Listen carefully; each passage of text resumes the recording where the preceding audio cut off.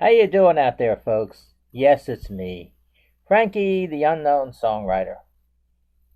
I hope everybody's having a nice day. It's time for me to make another one of these comment videos. So I'm getting these comments, some of them similar. Like one I just got, it's from a song I did 6 months ago. But I'm just getting notified now, because they just made the comment now. And this is the comment. Where did you get the name Frankie the Unknown Songwriter? Okay, I'm going to explain it here. I explained it to the guy. I'm going to explain it here. Over 40 years ago, I was writing songs. I met Marie, and she knew about it. And we went together. That's how we started our long relationship. She always called me Frankie from day one, so I asked her about that, and she said, why do you call me Frankie? I mean, she had an answer for everything. That's why I asked her. She said, because my name ends in IE for Marie, and Frankie, I made your name end in IE. Well, I guess that answered that one.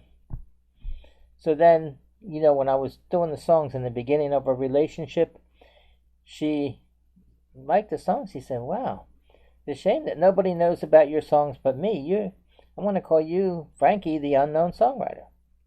And that's where I got that from. I don't want to go into too much detail with that. Because it's explained, I've explained it before. But that's where I got it from. But I didn't use that back in the day. I only start using that now, on YouTube and Twitter. So now that answers that, where I got it from. I just didn't make it up. Okay, another comment. Frankie, are you really a songwriter, or you just say that? And I answered the guy, I said, yeah, I'm a songwriter. And I explained it to him in detail, not too much. Because I wrote songs over 40 years ago, like I said. And I had music done to them and all. Different companies and all. I have the songs. So, as far as over 40 years ago, I can prove that. Because albums and all, I had albums. I had acetate discs. I had 45 RPM records, and I had just audio cassettes. So I had all my songs and all those different types of recording. So I got proof of that. So if they think I just said, another guy said, another comments, mostly guys, and he said you wrote the songs 40 years ago, because it was on he did this comment on one of my videos that I did my songs. He said, those songs don't sound like you wrote them 40 years ago. I think you wrote them now, and you said you wrote them 40 years ago. Well, I told them, look, if you don't want to believe it, don't believe it. That's up to you. And the other songs I wrote, being 40 years ago doesn't really make the songs, to me, valuable. Maybe the albums and the 45s could be, because of collector items, because there's no 45s now or nothing like that. Acetate discs, they could be. But as far as the songs being over 40 years old, I look at it this way. That doesn't make the song great, because the lyrics sound like they could have been written today. I think it's against it. Because somebody would say, well, he wrote the songs 40 years ago, they must stink. If he still hasn't got a singer, a real, a known singer. But because I didn't really try for it then too much. It was more like a hobby. And I was living my life good with Marie. We had everything, and I didn't want to mess it up. So I just kept working. When it comes down to it, now that I mentioned that, I've played my songs a while. Off and on, not that much. Because when I start miming these songs, that's what made me do it. I had all these demos, but they were just the audio. I said, if I had a video, it might look better. If I could send a video out. So I was miming my songs, like I'm doing now. That's what started me to do this. So, but it didn't make a difference, as far as that goes. I mean, I should know the lyrics of my songs. But sometimes I haven't done them for so long, I sometimes don't even remember the lyrics of my own songs, but I can do all these songs. I just got done doing 120 songs from George Strait. 120. I haven't uploaded them all yet. Of one singer? Somebody did mention it. Can't you do any other singer? Because they must have been following me recently. I told them, yeah, I just look it up. Just look my name up on YouTube and you'll see. Punch my name in. Frankie the Unknown Songwriter, you'll see the songs. Over 6,000. So I'm not just doing the one singer. If anybody has a singer or songs they want to hear, just let me know. And I'll do them. I'm just doing this one because he's still around. And also I'm not doing the songs. George Strait is not paying me to do his songs, to promote him. And this is on my own. So I just want to bring up all that now. Okay, I'm going to do one of the songs that I did write over 40 years ago.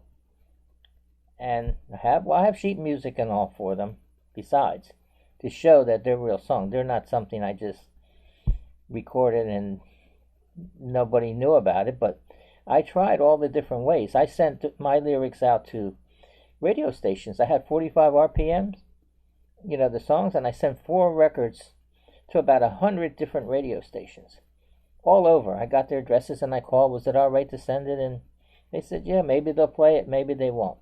One of the disc jockeys contacted me because I put my phone number. When I picked up the phone, he said, this is Johnny from Nashville station somewhere. He said, I got your records and I could play them for you. I said, well, I appreciate that. I would play 4 one day. There's 4 records, just a song on each side. That would be 8 songs. Could I play 2 records in the day and maybe at night? I'd do it for about a week. But he says, I charge for that. I said, well, what do you charge? He said, $400. I almost was going to do it, and he said, I guarantee you, I have to get something for doing it, but it's not, I charge everybody, not just you. Actually, I didn't charge you that much, because you got 8 songs. It really isn't that much. It's only like $50 a song, and I'm going to do it all week. And I mention your name and all that. I said, well, you know what? I'm going to let it go only because I've sent so many records out. And if I'm going to pay you, what about the people who might play my records and then I didn't? He said, that's all right, let me know. But, I'm available to do it. He said, you can keep the records, And he said, okay. I wasn't going to do it because to pay somebody $400, he said, as soon as I give him the check and it clears, he'll start playing them. But I don't know. I didn't think that was going to do any good, really. It's called payola. I don't think it was too serious then. When I pay somebody, I pay. And he's going to play. Payola, the pay, and Victrola, from when they used to call a record player Victrola, that's where the Ola. So payola. I didn't want to I get in trouble too easy, so I let it go. So nothing happened. With all the songs I mailed out, nothing. I didn't hear nothing. I tried to get some of the radio stations to see if they were playing it. Nothing. So, I did try everything, but so it's not that the songs really stink. Okay, I'm going to do one now. It's called The Same Boat. George Liberace, the brother of Lee Liberace, the pianist, he did the music for this and all, and the demo. So it's called The Same Boat, and we are in the same boat right now. But I did write it 40 years ago. So I'll see if I can do it now that I did all this talking about it. Let me try it. The Same Boat.